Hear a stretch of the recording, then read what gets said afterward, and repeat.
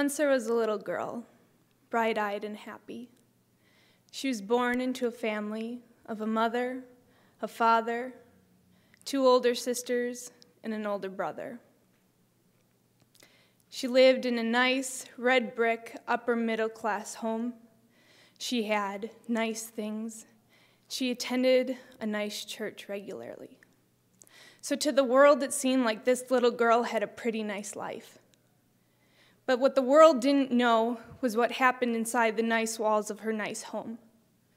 They didn't know that while her mother was at a Bible study, her father was sexually abusing her older brother and her 2 older sisters.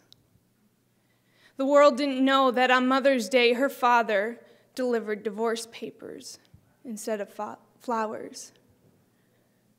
And what you didn't know is that little girl was me. I was 2 years old when my parents were legally separated, and by the age of 4, my parents were divorced. For years after, I lived through court battles for custody and child support because, you see, my father didn't have a job and he wasn't going to get one until the courts demanded you must get a job, otherwise you'll go to jail. So my dad got a job at a McDonald's, and the money was forced from his check. I lived through the weekly handoff between parents and all the fighting and screaming and yelling that came with it. My parents had joint custody of us, but we were placed with my mother. And so a little after the divorce, we moved 2 hours from where we were to be closer to my grandparents in a little town.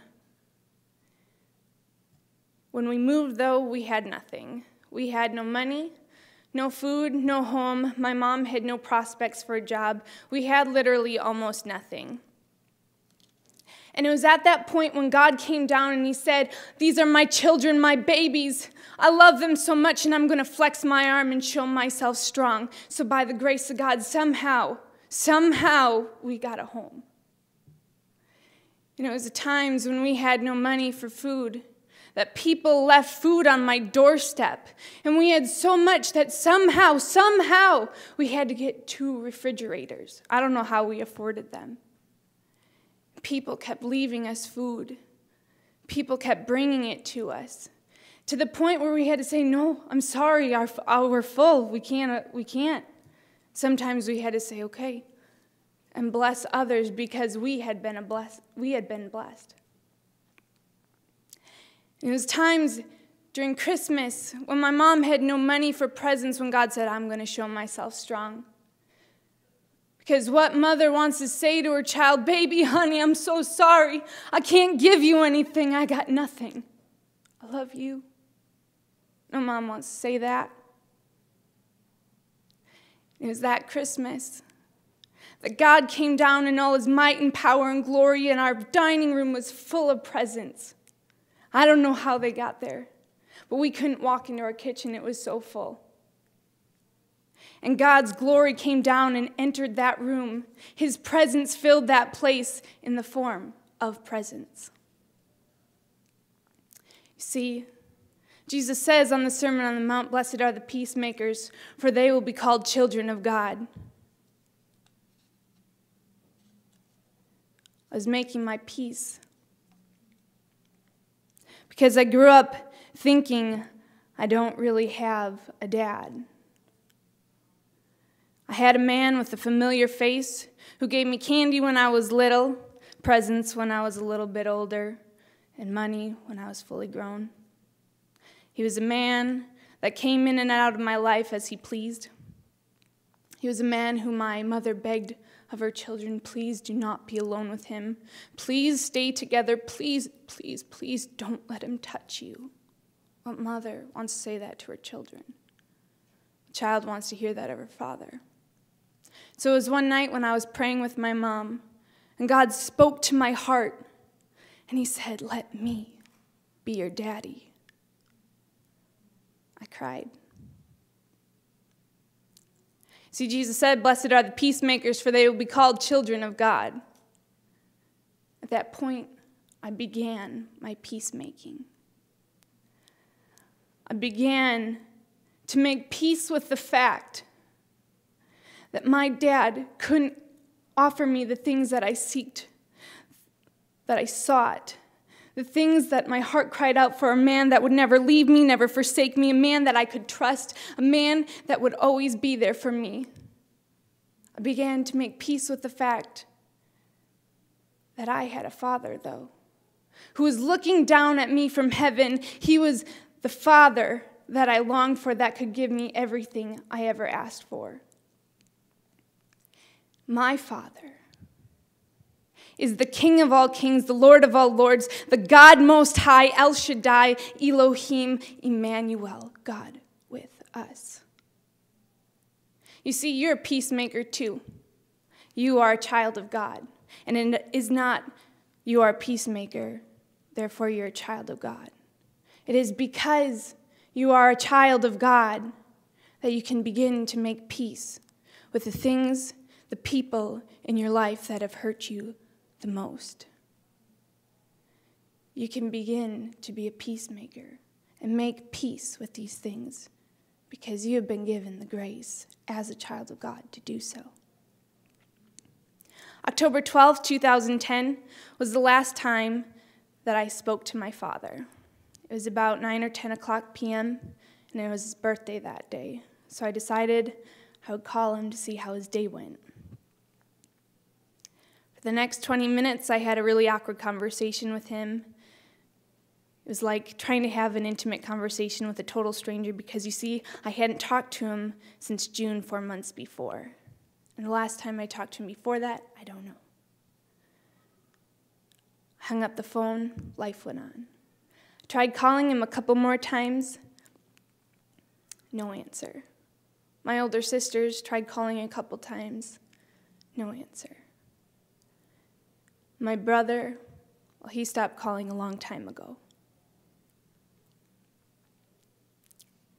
My father moved to Michigan to accept a job as a general manager at a Ponderosa restaurant. And it was around Christmas time, and my brother-in-law and my oldest sister were going up there with their children to that area because my brother-in-law has family up there. So they contacted my dad, or at least tried to, and he responded by an email. The message was short, it was very polite, and it sounded nothing like him. It said, "I'm sorry. I'm not going to be available at that time. Merry Christmas." My sister got really suspicious and started wondering what was going on. So she logged on to the Michigan Circuit Court website and found that my dad had had charges brought against him for one count of forced sexual assault. It was at this time that I began, once again, my peacemaking process. It was another step in learning how to make peace with the fact that this is who my earthly dad was, who he is. Because, you see, peacemaking is a process. Being a peacemaker is learning how to make peace with whatever it is that has happened, with whoever it is that has hurt you. You don't have to make peace with things that day, that minute, that second. You don't have to make peace with something right away. It can take time. For me, it's taken years. Blessed are the peacemakers, for they will be called children of God. You see, this is my dad, my earthly dad. But I still have my daddy, my king, my God in heaven, who looks down upon me. Blessed are the peacemakers, for they will be called children of God. You are a peacemaker. My dad was found not guilty in the trial when we looked. We never went to it, but we saw it online. But I don't really know if that's true, because he was never found guilty for the things that happened in my family either. I think one day I will see my dad again. And there's this war inside of my heart and inside of my head that says, what will I do? What will I do?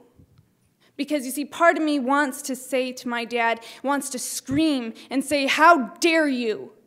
How could you do this to your family? How could you do this to my mother, to my sisters, to my brother? How could you do this to me? But then the other part of me cannot justify not loving someone who has hurt me when I repeatedly hurt my Father, the King of all kings, the God in heaven, who looks down at me with the unconditional love and says to me, baby, I love you. I forgive you. And I call myself a Christian. And the word Christian means little Christs. So shouldn't I try to be Jesus in jeans? Shouldn't I try to mirror the things that he has done? You see, Jesus died on a cross, and next to him were hung two criminals. The first yelled and screamed at Jesus and mocked him and hurled insults at him, and the second rebuked the first and said, Jesus, remember me when you enter your kingdom. The most amazing part about this true, real-life story is that Jesus willingly died for both of these men because of his unconditional love for both of these criminals. Here I am, probably a criminal in my own right, saying, Jesus, remember me when you enter your kingdom. Here's my Father, the one who I probably more equate with the one who hurled insults at Jesus.